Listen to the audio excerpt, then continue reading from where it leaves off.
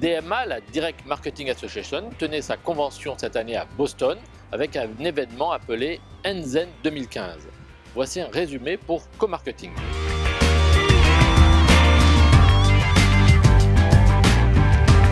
La DMA, c'est en effet un grand événement. C'est un salon, c'est aussi des keynotes avec des showman souvent remarquables et puis de nombreuses conférences, plus de 200 pendant 3 jours, assez intenses, organisées autour de la data technologie, de la data stratégie, opérationnelle et également le sujet de la création. Difficile souvent de faire son choix parmi tous ces workshops.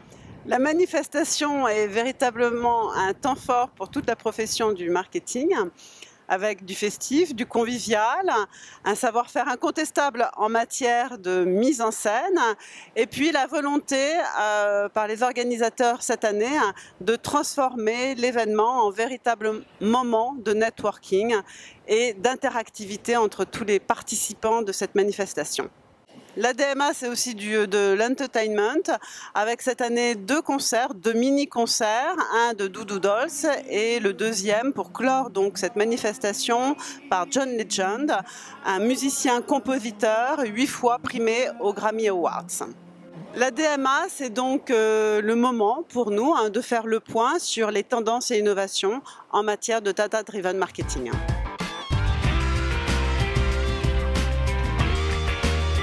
Le onboarding data et plus généralement le lien entre les bases de données nominatives et le display, les bannières présentées sur les sites, est un des grands sujets de cette DMA 2015. Les onboarding data permettent de faire le lien entre une base de données nominative et une navigation anonyme pour pousser des bannières ciblées sur des sites médias par exemple. C'est particulièrement intéressant parce que cela rajoute un nouveau canal direct au plan marketing relationnel qui était jusque-là habitué à utiliser l'email, le SMS, le courrier. Cette mécanique est particulièrement développée aux États-Unis, en particulier parce que le taux de match est de 50 à 60%. Les résultats sont maximisés avec la création dynamique des bannières pour personnaliser les messages et les mécaniques promotionnelles individu par individu. Nul doute que cette technique va se développer en France, mais encore faut-il que le taux de match, ce fameux taux de match, se développe en France. Il est actuellement annoncé entre 15 et 20% par les acteurs du marché, ce qui est largement insuffisant.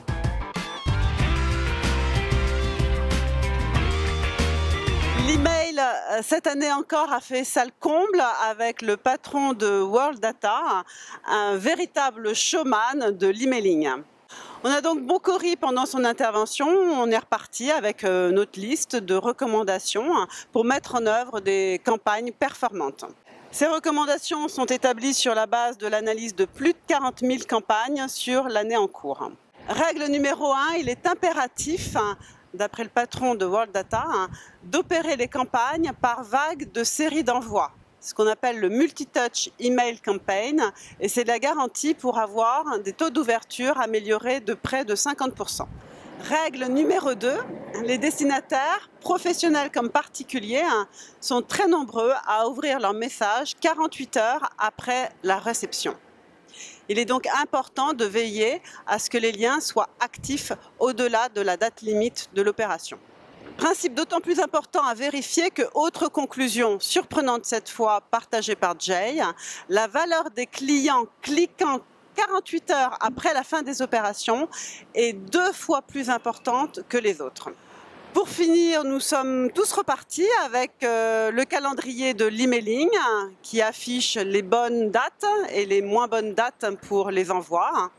Enfin, dernier conseil, je vous invite à aller tester l'application Subject Line qui vous permet de scorer en direct et gratuitement l'objet de votre prochaine campagne.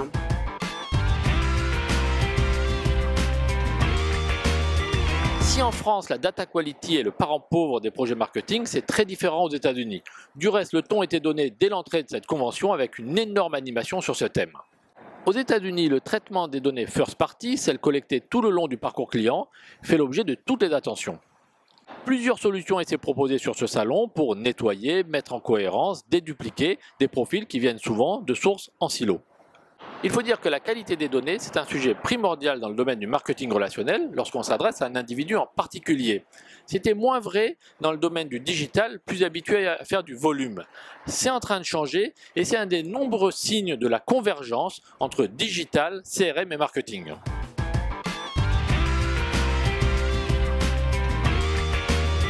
Résumé 3 jours en 3 minutes, c'est forcément une gageure et nous sommes à votre disposition pour des restitutions plus complètes. L'année prochaine, la DMA sera à Los Angeles. Si vous voulez vous aussi y participer, si vous voulez faire partie de la délégation des French Marketers, vous pouvez contacter Cécile Delettré. Et nous, on vous dit à Paris ou à l'année prochaine à Los Angeles. À l'année prochaine ou à Paris.